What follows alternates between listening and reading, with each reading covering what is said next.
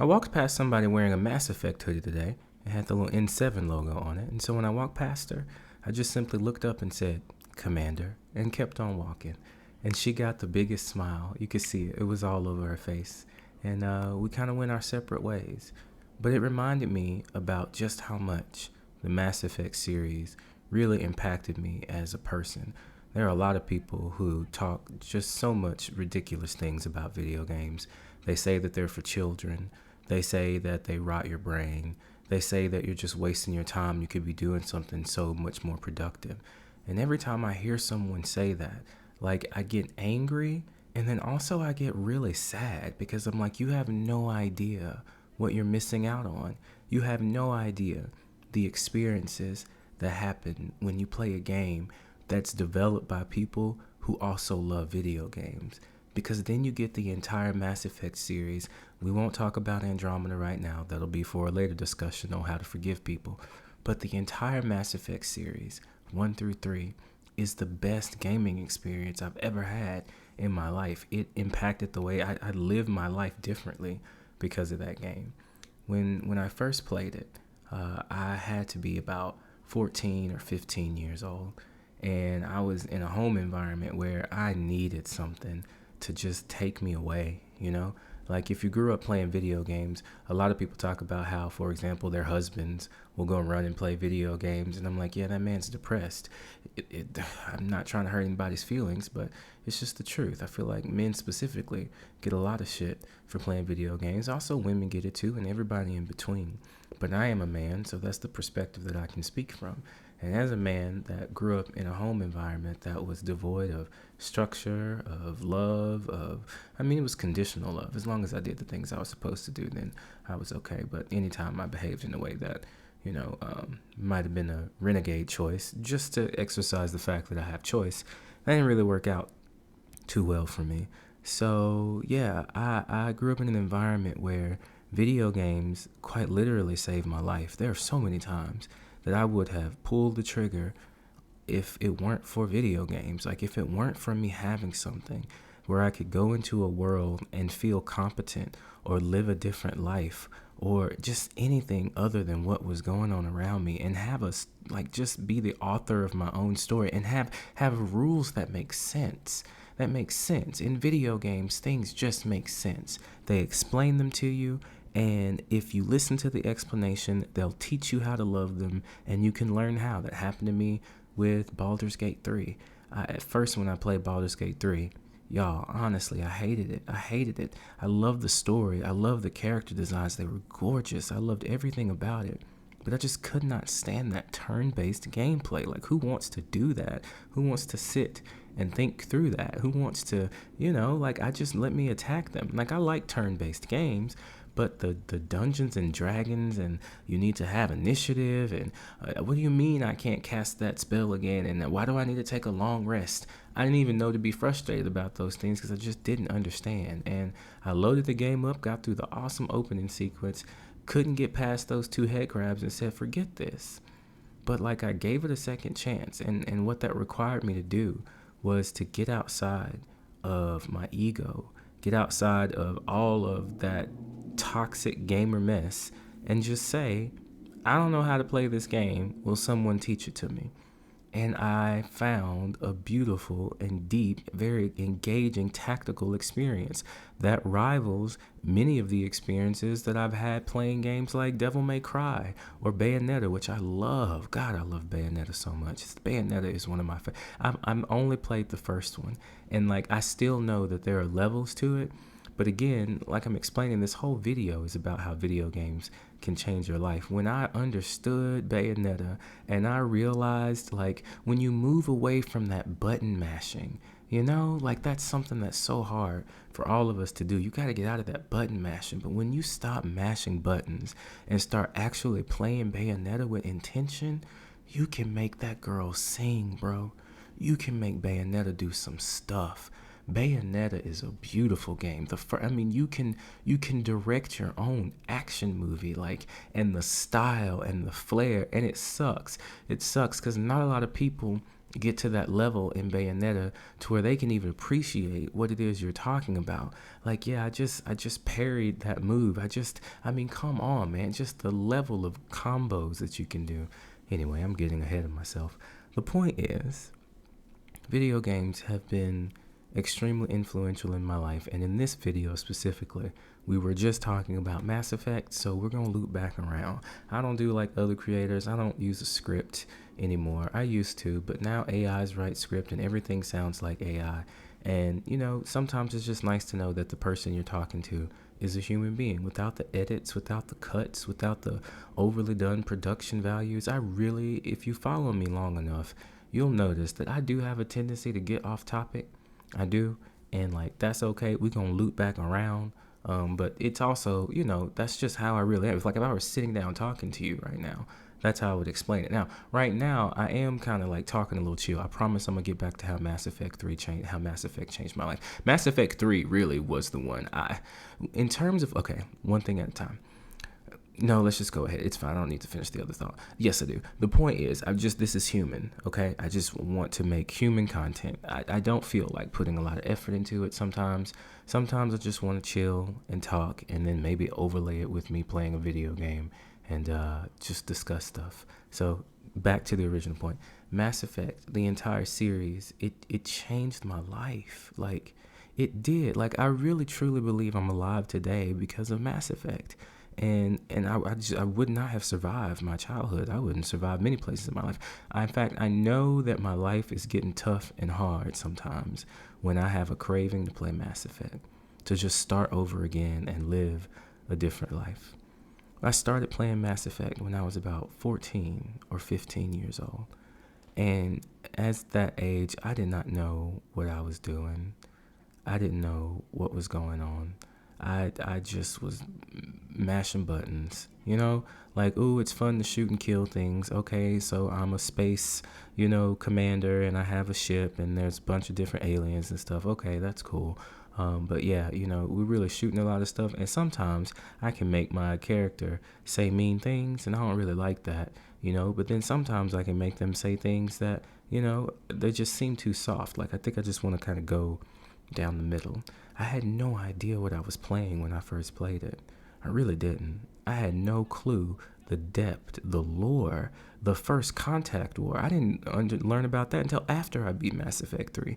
And then I fell in love with, okay, so now I understand. That's why that character was a space racist. Her granddad was in the first contact war against the Turians. Like, I get it now.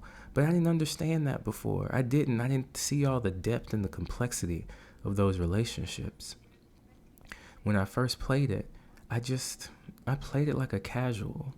I played it like someone who buys the game that has the newest hype about it at the moment and enjoys it.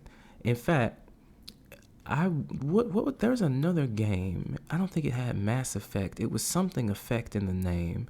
It is discontinued now. Oh, I wish I could think of the name of it. And like, if I stop this video right now, I could edit it and then put it back in and make it pretend like I knew it.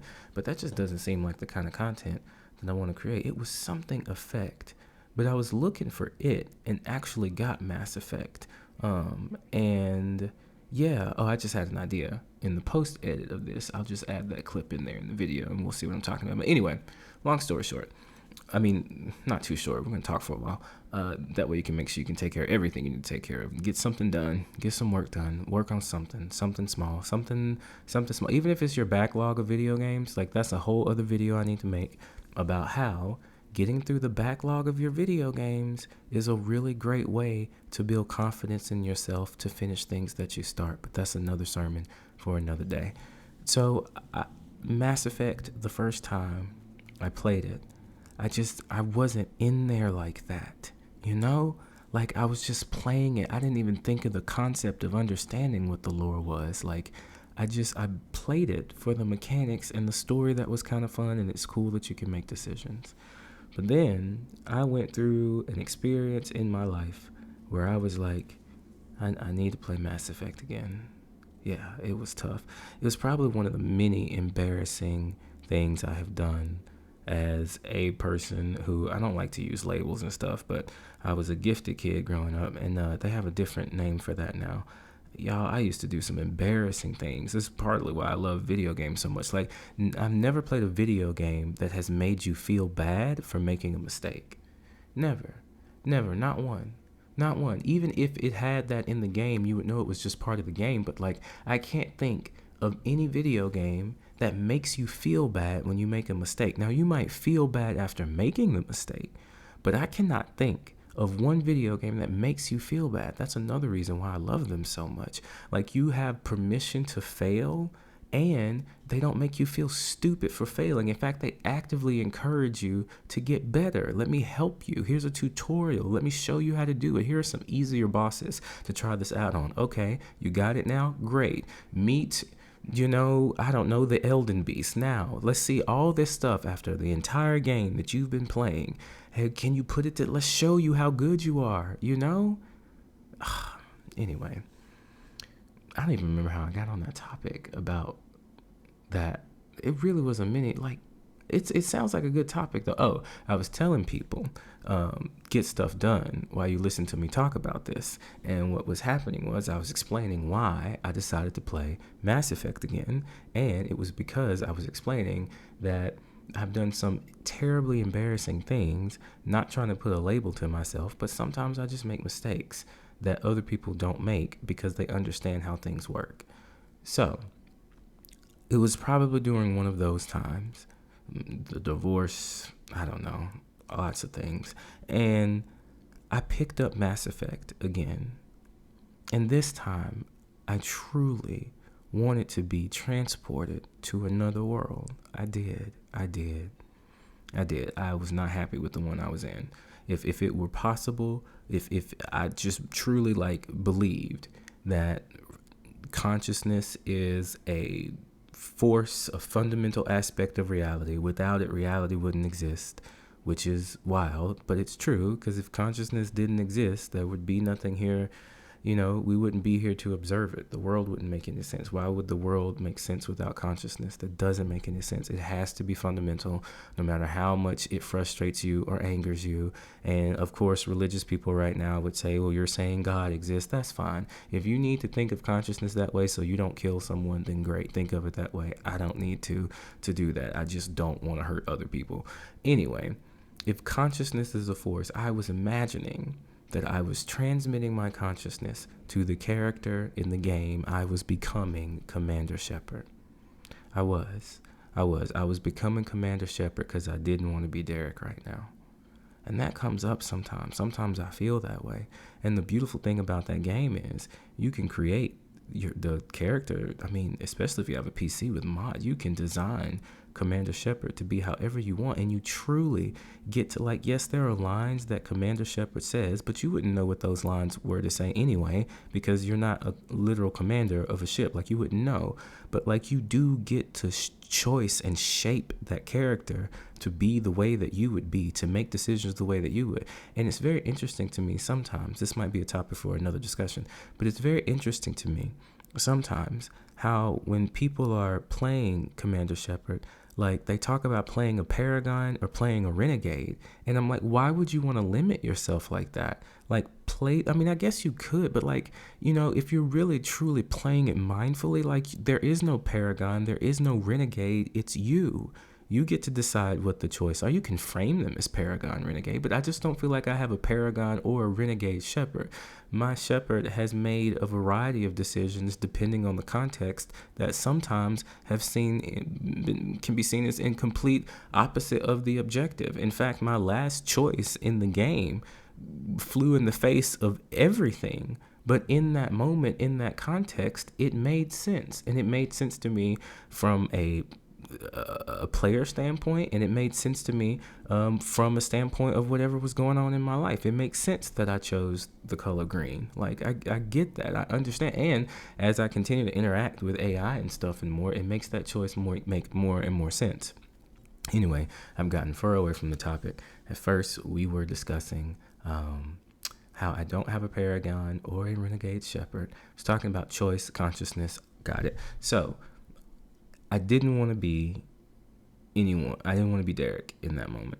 And this time, when I loaded up Mass Effect, I actually went through and listened to the entire codex. Why does this game have such wonderful ways of dispensing the lore?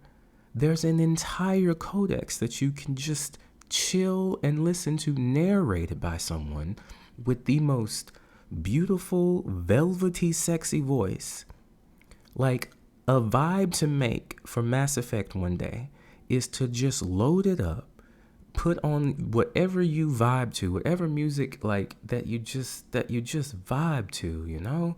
Like whatever that is that you just listen to, put that on in the background and then just listen to the codex.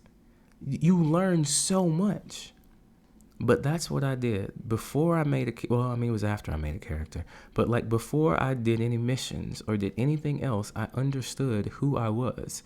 And before that, when I had to pick my character's backstory, I chose a backstory that I resonated with, you know? And this time, I talked to every single person in that game. Anybody that I could press A to talk to, I pressed A and I talked to them. And I learned so much about so many different people.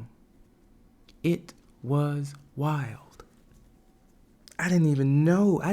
Of course, my entire crew died in the second game, or most of them, of course, they did the first time I played through. I didn't know who they were. Why would they trust me? Why would they be loyal? Of course. That was the second lesson I had to learn. That was wild. Pay attention, bro. Like, that game, it gave you all the hints. It told you what to do, and you would have noticed it if you would have just done it and cared about your crew. Of course you would have done it. Mass Effect is a wonderful game series. It really is. But I understood everything. And you know what I found? I found that the Paragon and Renegade choices, I could actually make choices. Like, I didn't have to have one all up in one specific way. And even as I'm talking about it now, I'm on my last playthrough. I'm about to assault the Collector base. No, not the Collector base. I'm about to assault the Elusive Man's base in Mass Effect 3. And if I know me, probably that's what's playing in the background right now. That would be a very easy way, so I don't have to do too much work. I don't understand how some of these people have the energy to do some of the things they do with their content sometimes, but that's a whole other story for another day. Let's get back to the beautiful story I was telling you about Mass Effect and how I don't know how to explain it to you, but like, I existed in that world. I did, and it was a wonderful world to exist in. Yeah, it's really like a religious experience. One of the things that I learned from it that have stuck with me the most is my very first playthrough. I forgot that was the most important part of that story. My very first, or maybe I told you anyway. It bears repeating. The very first playthrough of Mass Effect that I had. I chose down the middle for everything because I didn't want to hurt anybody's feelings. I didn't want to upset anyone. I didn't want to take too hard of a stance. Sometimes I would choose a blue choice. Sometimes I would choose a red choice. But like, for the most part, I just kind of like tried to, be down the middle. And that was kind of the way that I lived my life too, up until that point, which is probably why I was dealing with the divorce thing. Anyway, and it broke my heart when I couldn't make some decisions that I wanted to make. Like, because the game showed you that you couldn't make the decision. That would be a badass change in the new Mass Effect, where like, don't show me the options I could have had I been playing a certain way. Just let it be there. Like, that would be, you want to be able to choose, and I see why it was there, so they could illustrate the choice. But I think it would be badass if the choice, like, because I guess I'm kind of getting confused on what I'm saying here. Because this is what I'm thinking. What I'm thinking is, like, I want to be able to make decisions, but it would also be cool if Commander Shepard's dialogue, or whoever we play in the next Mass Effect, also changed based on how I had been talking throughout the game. Like, creating a certain kind of character, like building that. Like I don't want to lose my ability to participate in the dialogue and ask questions. Although, yeah, no, I don't want to be able to lose my ability to participate, because they have to cater to the people that used to play the way that I do, where they just want to click stuff. So, but to find some way to, like, I don't know.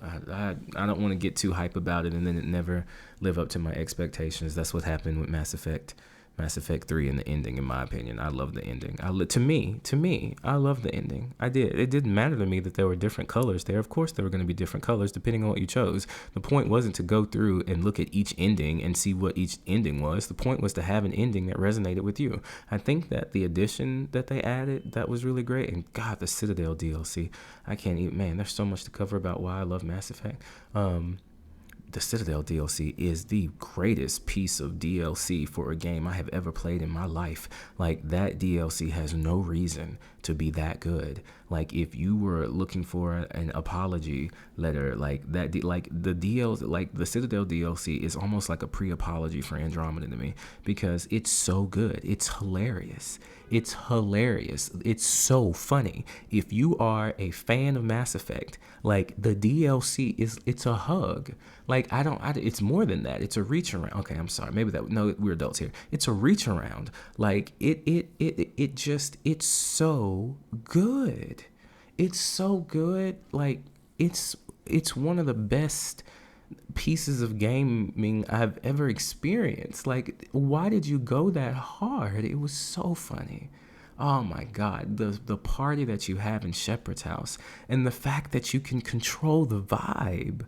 Like, come on, man. Like, if you really play this game right, like, you can't wait. You can't wait for what's next. And then they gave us Andromeda. Let's get back. Anyway, the first time I played it, I tried to go down the middle, and that didn't work. And I learned in that moment, better than any whooping I ever got as a child taught me. I learned in that moment that, like, sometimes you have to do and or say something that's gonna hurt somebody's feelings. It is. Sometimes you just have to make a choice where you're not hurting their feelings. One of the byproducts of you making a decision that they are unhappy with is that their feelings are hurt. And that's a much different thing. It really is. And man, I started implementing that in my life. And was that why I got a divorce? Anyway, we'll figure it out. Did Mass Effect cost me to get a divorce? The point is, when I played it through during that divorce time, y'all, I can't explain the experience that I had. It was so deep and so rich, and I felt so connected. And I played as a female character this time. Actually, did I ever play Commander Shepard as a male? Let me think. I don't think I did. Oh my God, it's coming back to me when I was married. Oh shit. Oh my God, he was a black guy. He had green eyes. He was an asshole. I don't even know if I can find him. But oh my God, oh man, yes. I did play Commander Shepard as a male. And oh no, I did not like it. No disrespect, I liked it at the time until I played as female Shepard. And it's just objectively true. I think most people agree that the female voice line delivery of Commander Shepard is so good. It's great. It's good. Like, and I just love how, like, it's somehow, like, unique, but like it's the delivery, like the way that she embodied that character through voice allowed you to still project onto it whatever you wanted. And just it was so good. So yeah, that's really funny. I played as female Shepard the second time. And like, I remember once I went into a bar somewhere to talk to some guy, and he said something about my ass, bro. And I was like, what the fuck? Like, I was genuinely offended. Like, bitch, I am Commander Shepard. Do you know the war crimes that I have committed? Do you know? Do you know that you don't even know this yet, but in the future, I'm going to sacrifice an entire colony? Like, you don't know who I am, you know? That frustrated the hell out of me. That second playthrough was so good. And it's that type of playthrough that you have where people say, I wish I could forget so I could go through and remember again. And Mass Effect is that game for me. Like, sometimes I like to forget. Yeah. Sometimes I like to forget. Like, I don't play it all the time. But then there's just a time where I'm just hyper focused on it. And it gets me through whatever it is I need to get through every single time. It all started today because I saw someone who had a Mass Effect jacket on. And I saw that jacket and I said to them, Commander, and then I realized, like, I need to play through the game again. And also playing on insanity difficulty. Oh my god, what a tactical experience. Unless you're running with cryo ammo and our Vanguard, it could go invisible. Because, yeah, I think it's the Vanguards that go invisible. Because when I played as Male Shepherd the first time, I used biotics, which I love. I switched back to biotics in Mass Effect Andromeda because the biotic combos in that game, you feel like a god. Like, the combat in Mass Effect Andromeda is peak. It is good. It's great. It is an experience. Floating in the air. The first time that I used throw to throw someone up into the air, hold them there. Was it pull? No, it was pull. It was pull. The first time I was behind cover. Okay, you imagine me behind cover.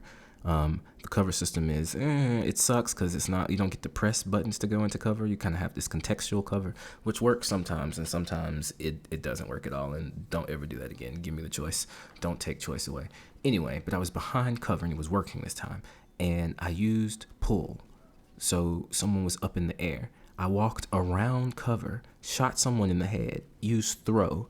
The explosion from them hit them into another person. Like, they went in. They want the shockwave in that game as a biotic, bro. You don't even know. You don't even know how powerful you'll feel. Anyway, I was talking about insanity difficulty because, yeah, that took me. I needed it to be hard though, but that made it even harder until it wasn't anymore. Until I realized, like, all I have to do is be patient. All I have to do is wait, reposition myself, make sure that my team's weapons are leveled up, make sure they got good, use their abilities. But, like, it was great in Mass Effect 2. In Mass Effect 3, they really upped those enemies move around, bro. They are hunting you. But even getting through Mass Effect 2 and 1 on insanity difficulty, it was such a wonderful experience. And that's why I feel so bad for people when they say that video games are for kids or that video games make you lazy. You have no idea what you're talking about. You're so ignorant. You have no clue. And as the world turns, I really feel like those people are going to want to get a clue and have another form of entertainment because AI is going to ruin everything. It is. You think right now there are video game voice actors that are on strike because people want to use AI and not pay these people what they're worth. But I know what their performances are worth. I've heard them. Detroit Become Human? Oh my God, it's a crime. What? Why does that game exist? What? David Cage needs to get his shit together. I heard some really kind of weird things about the office and office culture, and we hope and believe and know that people can grow. So, David Cage, you gotta grow. I hope that you changed. You know, it's not all your fault. It's the world we live in. You're conditioned to see things that way, but you know, we gotta work on some stuff. But anyway, I'm not judging. I'm just simply saying, Detroit Become Human. The voice acting was so good. It was great. I know other words. I do. I could use other superlatives, but just pay attention to the way I'm saying it, not necessarily what I'm saying. And the way I'm telling you is like, I can't believe that these people think that, but they're going to want it because AI is going to ruin everything. I don't foresee these companies paying. I'm not going to start paying people. Give them time to have AI develop television shows. It's over. It is, especially when they get halfway decent. It's going to be over. But not even just that, though. It's just, I feel like we're running into a place in the world where you've been told all the stories that can be told, especially from a certain perspective, right? I talk about this a little bit when I discuss DEI and gaming. You've been told all the stories you can be told from a certain perspective. And at some point, you're going to get tired of hearing the same stuff over and over and over again. With video games, you can create a different story every single time you play. Video games are going to be what's next. Everybody is going to be playing video games. They really are. They really are. There are some philosophical thoughts that maybe we're in one right now. That's definitely a Patreon conversation, though, because that'll mess your head up. When you start seeing your life as a video game, that either propels you and you start working harder than you ever worked in your life, or you will go into a deep, dark depression, and you might land somewhere in the middle where you cycle between this is awesome, this fucking sucks, Anyway, video games are amazing. And I think I just needed to get that off my chest. I still don't know what the title of this video is yet, though. I did talk a lot about Mass Effect. I did. It could be how Mass Effect saved my life. I don't know. I want it to be about something about like video games. I could let the AI actually do a summary for me, and then maybe let the AI title it, because my titles for search engine optimization are horrible. They are. I don't really make it clear what it is that you're getting. I'm not good at that part. Yeah, I can explain stuff all day. I'm just not good at that part. Anyway, it's been about 30 minutes.